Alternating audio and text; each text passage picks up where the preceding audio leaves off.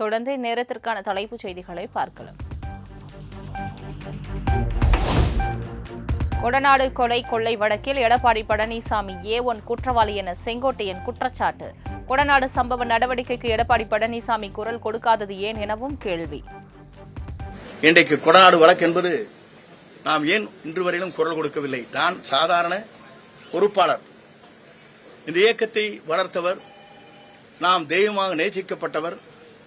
அம்மாவுடைய இல்லத்திலே நடைபெற்ற நிகழ்ச்சி, பல்வேறு கொலைகள் நடைபெற்றிருக்கிறது, 3-4 கொலைகள். அப்படிப்பட்ட நிகழ்ச்சி இருக்கின்ற போது ஏன் திராவிட முன்னேற்றக் கழகத்திற்கு குரல் கொடுக்கவில்லை என்பதுதான் என் தொண்டருடைய கருத்தாக இருக்கிறது என்பதை நான் இந்த நேரத்திலே தெரிவித்துக் கொள்கிறேன். அவன் A1 அவர் இருக்கிறார், B டீமாக நாங்கள் இல்லை, A1 அவர் செயல்பட்டுக் கொண்டிருக்கிறார் என்பதை நான் பதிவு செய்ய விரும்புகிறேன்.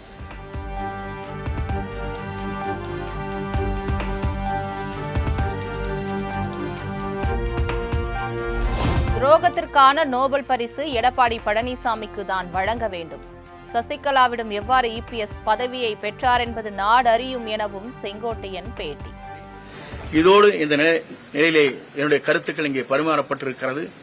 என்னை பொறுத்தவரையிலும் துரோகம் என்று சொன்னாலே அதற்கு நோபல் பரிசு கொடுக்க வேண்டிய அவர்தான் என்பதை நான் இந்த நேரத்திலே வலியுறுத்தி விரும்புகிறேன். ஏனென்று சொன்னால் அவர் அடிக்கடி சொல்வார், திமுக பற்றி பொய் சொல்வதே நோபல் பரிசு கொடுக்கலாம் என்று சொல்வார். எல்லோரையும் துரோகம் செய்கின்ற நோபல் பரிசு யாருக்கு கொடுக்க வேண்டும் சொன்னால் மாண்பு எடப்பாடியாருக்கு தான், எடப்பாடி பழனிசாமிக்கு தான் கொடுக்க முடியுமே தவிர யாருக்கும் கொடுக்க இயலாது தமிழ்நாட்டை பொறுத்தவர்கள் என்பதை நான் இந்த நேரத்திலே வலியுறுத்தி,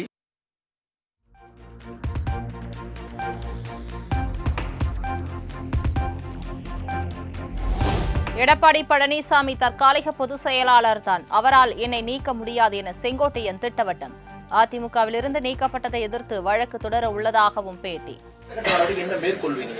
அடுத்த கட்ட நடவடிக்கை, முதலில் என்னுடைய உறுப்பினர் பதவியை விதியின் அடிப்படையில் இல்லாமல் சர்வாதிகார போக்காக நீக்கப்பட்டதற்கு நாங்கள் விளக்கம் கேட்க இருக்கிறோம். இவர் இப்போது இருப்பது தற்காலிக பொதுச் செயலாளர் தான், நிரந்தர பொதுச் செயலாளர் என்று இதுவரையிலும் தேர்தல் ஆணையம் அந்த ஆணையை பிறப்பிக்கவில்லை. அது தேர்தல் ஆணையத்திலே 6 பேர் நிலுவிலே இருக்கிறது. தற்காலிக பொதுச் செயலாளரை 53 ஆண்டு காலம் தலைவர் காலத்திலிருந்து நான் தீவிர உறுப்பினராக இருந்த என்னையே நீக்கப்பட்டிருக்கிறது என்பது கேள்வியாக வழக்கறிஞர் மூலமாக வழக்கு தொடர இருக்கிறேன்.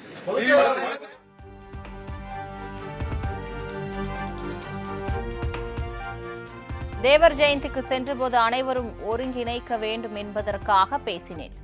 O பன்னீர்செல்வம், TTV தினகரன் சசிகலாவை சந்தித்தது குறித்து செங்கோட்டையன் விளக்கம். எல்லோரையும் ஒருங்கிணைக்க வேண்டும் நோக்கத்தோடு தான் அனைவரோடும் நான் பேசினேன். அவரும் சில கருத்துக்களை சொல்கிற போது அந்த கருத்துக்கு மாறாக இயக்கம் வலிமை பெற வேண்டும், இந்த இயக்கம் ஒன்றிணை வேண்டும், இந்த இயக்கம் வலிமையாக இருப்பதற்கு நீங்கள் ஒத்துழைப்பு எல்லோரும் நாம் தர வேண்டும் என்ற நோக்கத்தோடு தான் அந்த நிகழ்ச்சியிலே தேவர் ஜெயந்தியிலே கலந்து கொண்டு நான் அந்த பணிகளை ஆற்றினேன்.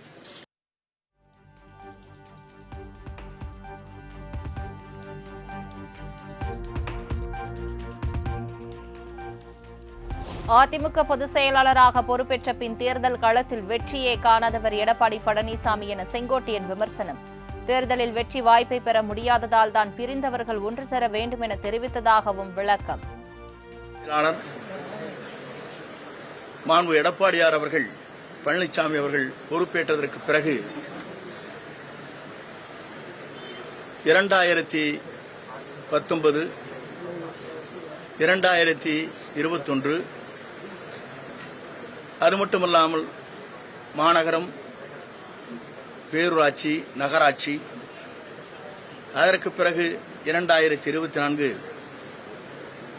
நாம் அவர் எடுத்த முடிவின் காரணமாக, பல்வேறு சோதனையின் காரணமாக கழகம் வெற்றி வாய்ப்பை இழந்த நிலையும் நாம் கண்கூடாக பார்த்திருக்கிறோம்.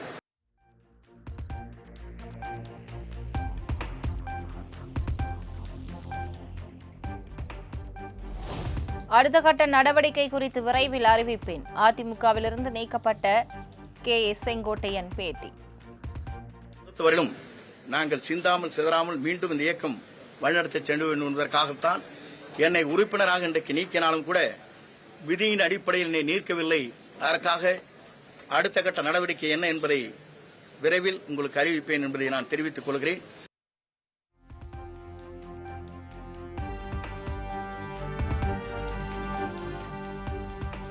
ஓ பன்னீர்செல்வம் உள்ளிட்டோர் அனைவரும் பிரிந்து சென்றவர்கள் அல்ல, நீக்கப்பட்டவர்கள்.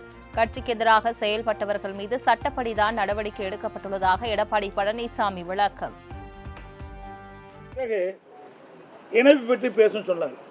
இது அடிப்படை உறுப்பிலிருந்து நீக்கப்பட்டவர்கள், பிரிந்து சென்றவர்கள் அல்ல. அதிலே நன்றாக எடுத்துக்கொள்ள வேண்டும். பிரிந்து சென்றவர்கள் அல்ல, இது அடிப்படை உறுப்பிலிருந்து நீக்கப்பட்டவர்கள்.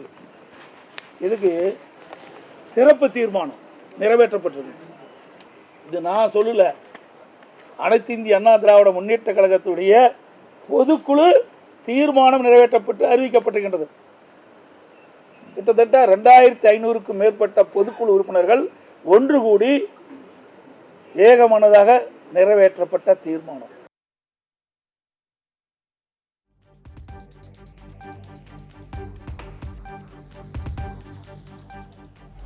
கொடநாடு வழக்கில் அதிமுக ஆட்சியின் போது சட்ட ரீதியாக நடவடிக்கை எடுத்துள்ளதாக எடப்பாடி பழனிசாமி விளக்கம். செங்கோட்டையன் பேச்சு மூலம் அவரது இத்தனை நாள் வன்மம் வெளிப்பட்டு விட்டதாகவும் விமர்சனம்.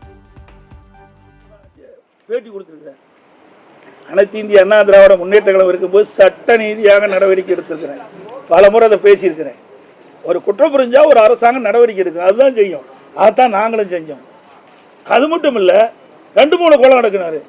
என்ன ஒரு கட்சி இப்படிப்பட்ட வன்மத்தனமான இருக்கிறவங்க எப்படி இருந்திருப்பார்? கட்சிக்குள்ள இவரையெல்லாம் வச்சிருந்தா எப்படி இருக்கும்? எப்படி மனசுக்குள்ள ஒன்று வச்சு வெளியில் ஒன்று நாடகத்தை அரங்கேற்றிக்கணும்? இதுல இருந்து தெல்ல தெளிவா இருக்குது. இதெல்லாம் வெளிச்சத்துக்கு வந்துட்டு பாருங்க.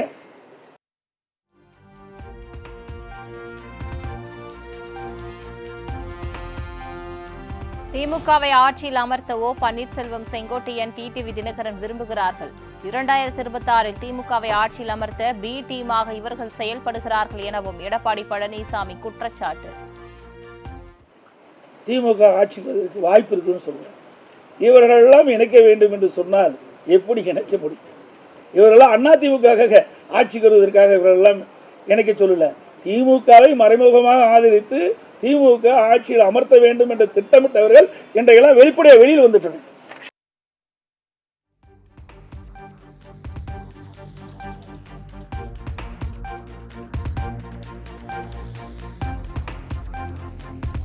தேர்தல் நடத்தி முறையாக பொதுச் செயலாளராக தேர்ந்தெடுக்கப்பட்டவன் நான் என எடப்பாடி பழனிசாமி ஆவேசம். பொதுக்குழுவால் தேர்வு செய்யப்பட்டு தேர்தல் ஆணையத்தால் அங்கீகரிக்கப்பட்டுள்ளேன் எனவும் விளக்கம். தெரியுமா தெரியாது, அது வேண்டாங்க. நீங்க வேணும்னு போட்டு கொடுத்து வாங்க வேண்டாம். ஊடகத்துக்கும் பத்திரிகைக்கும் அண்ணா திமுக பொதுச் செயலாளர் யார் என்று தெரியுமா தெரியாது? தெரியாதுன்னா விளக்கம் சொல்றேன், புரியுதா? இதெல்லாம் நீதிமன்றத்தின் மூலமாக நாங்கள் கிடைக்க பெற்றோம். அங்கே தேர்தல் ஆணையத்தின் மூலமாக கொடுக்கப்பட்டது. தேர்தல் நடத்தி முறையாக பொதுச் செயலாளர் அறிவிக்கப்பட்டது. புரியுதுங்களா? அவருக்கு ஏதாவது சொல்ல வேணும், அதுக்காக சொல்றாரு. அந்த கேள்வி நீங்க கேட்க வேண்டாம்.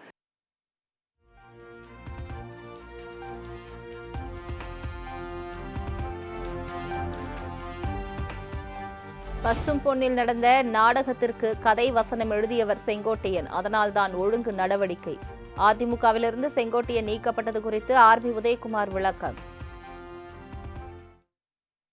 புண்ணிய பூமியிலே அரசியல் நாடகத்தை, தேர்தல் வியூகத்தை புண்ணிய பூமியிலே வணங்க வந்த இடத்திலே அங்கே ஒரு கருப்பு வரலாறை அவர்கள் அங்கே சந்திப்பு நாடகத்தை, திட்டமிட்ட நாடகத்தை யதார்த்த நாடகமாக அரங்கேற்றி ஒரு நாள் பரபரப்பு செய்தியை உருவாக்கி இருக்கிறார். அதன் விளைவு இன்றைக்கு ஒழுங்கு நடவடிக்கைக்கு உள்ளாக்கப்பட்டிருக்கிறார்.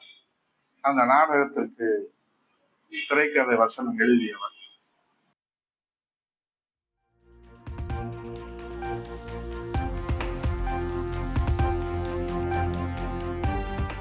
அதிமுகவை அழிக்கும் வியூகத்தோடு பசும்பொன்னில் ஓபிஎஸ், செங்கோட்டையன், டிடிவி தினகரன் ஆகியோர் தேர்தல் நாடகத்தை அரங்கேற்றியுள்ளதாக ஆர்பி உதயகுமார் குற்றச்சாட்டு. எத்தனை பூஜ்யங்கள் ஒன்று சேர்ந்தாலும் அதிமுக ஆட்சி அமைவதை தடுக்க முடியாது என உறுதி. கோலோச்சியவர்கள் எல்லாம் பூஜ்யங்களாகத்தான் தொண்டர்களால், அவர்கள் மக்களால் நிராகரிக்கப்படுகிறார்கள். ஆகவே திமுகவின் அஜெண்டாவிற்கு ஆதரவு தெரிவித்து திமுகவின் அஜெண்டாவிற்கு ஆதரவு தெரிவித்து எத்தனை பூஜ்ஜியங்கள் ஒன்று சேர்ந்து நாடகங்களை அரங்கேற்றினாலும், ஆகவே அரசியலிலே பூஜ்ஜியங்கள் எல்லாம் ஒன்று சேர்ந்து ராஜ்யங்கள் அமைத்ததாக வரலாறு கிடையாது.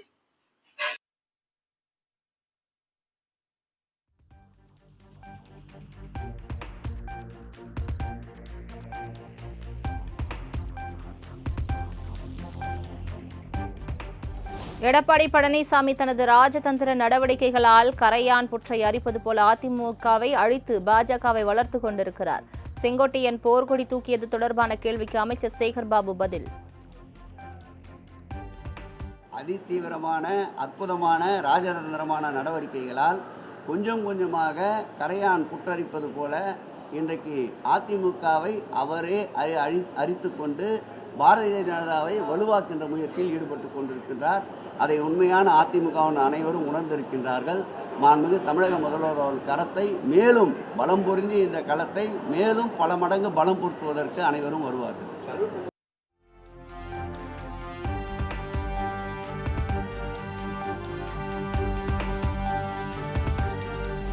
கிண்டி ரேஸ் கோர்ஸ் மைதானத்தில் 118 ஏக்கரில் அமையவுள்ள சுற்றுச்சூழல் பூங்கா அடிக்கல் நாட்டி பணிகளை தொடங்கி வைத்தார் முதலமைச்சர் மு.க. ஸ்டாலின்.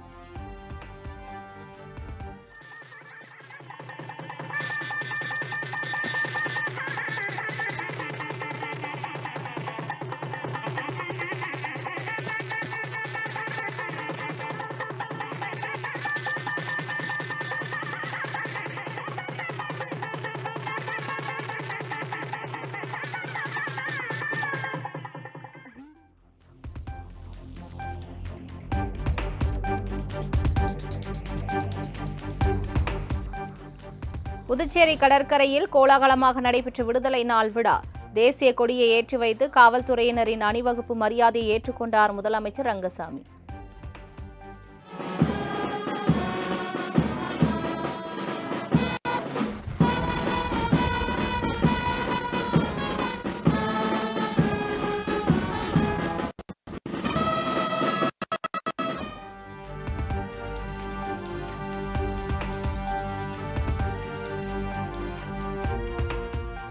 வீட்டிற்கே சென்று ரேஷன் பொருட்களை விநியோகிக்கும் தாயுமானவர் திட்டத்திற்கான வயது வரம்பு 70லிருந்து 65ஆக தளர்த்தி தமிழ்நாடு அரசு உத்தரவு.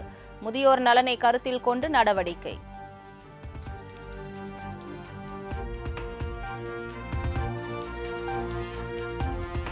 வருகிற 7ஆம் தேதி விசாரணைக்கு ஆஜராக முன்னாள் அமைச்சர் சி.வி. சண்முகத்திற்கு மாநில மகளிர் ஆணையம் மீண்டும் சம்மன். விழுப்புரத்தில் நடைபெற்ற அதிமுக கூட்டத்தில் இலவச திட்டங்களை ஒப்பிட்டு பெண்கள் குறித்தும் சர்ச்சை கருத்து.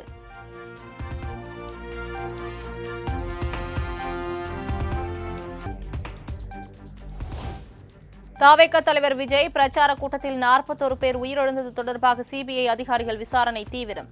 கூட்டம் நடைபெற்ற வேலுச்சாமிபுரத்தில் சாலையை அளவிட்டு 2வது நாளாக ஆய்வு.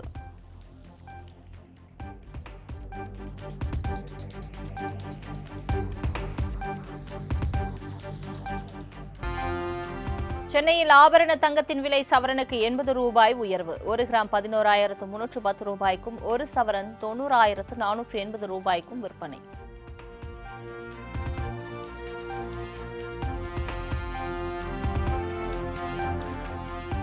தாய்லாந்தில் இருந்து சென்னைக்கு கடத்தி வரப்பட்ட 87 லட்சம் மதிப்பிலான தங்கம் பறிமுதல். குருவியாக செயல்பட்ட இளைஞரை கைது செய்து சுங்கத்துறை அதிகாரிகள் விசாரணை.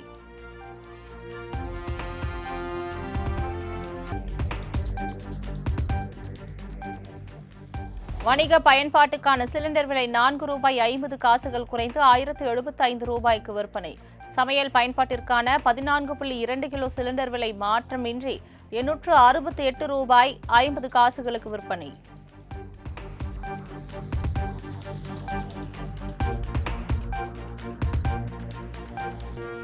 குற்றால அருவிகளுக்கு குடும்பத்தினருடன் படையெடுத்து வரும் மக்கள். உற்சாகமாக குளியலிட்டு செல்ஃபி எடுத்து சுற்றுலா பயணிகள் கொண்டாட்டம்.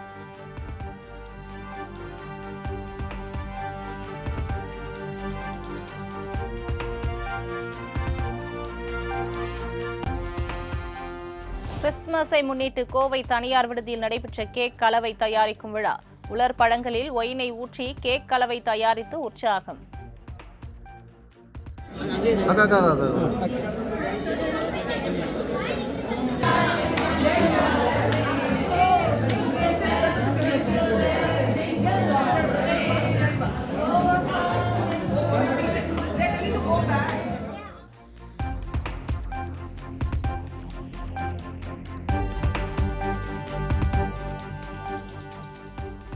மாமன்னர் ராஜராஜ சோழனின் 1040வது சதய விழாவையொட்டி தஞ்சை பெரிய கோவில் ராஜ வீதிகளில் ஓதுவார்கள் திருமுறை பண்ணுடன் வீதியுலா.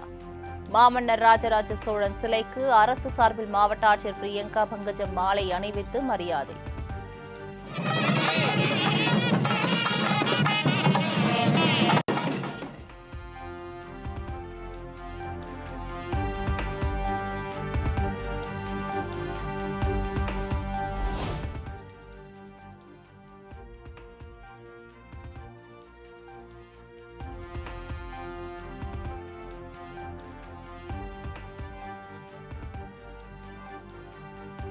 மாமன்னன் ராஜராஜ சோழனின் 1040வது சதய விழாவை முன்னிட்டு தஞ்சாவூர் பெருவுடையாருக்கு 48 வகையான திரவியங்களால் அபிஷேகம். ஏராளமான பக்தர்கள் பங்கேற்று அரோகரா முழக்கம் எழுப்பி வழிபாடு.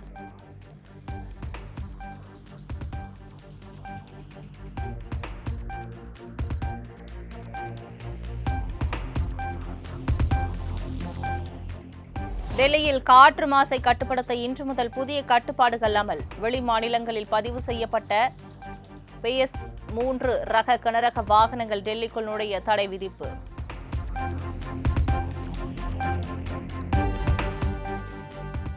வெனிசுலாவுக்குள் புகுந்து தாக்குதல் நடத்தும் திட்டம் எதுவும் இல்லை. போதைப்பொருள் கடத்தலை தடுக்கும் நோக்கில் தாக்குவது குறித்து பரிசீலிக்கவில்லை என அமெரிக்க அதிபர் டிரம்ப் தகவல்.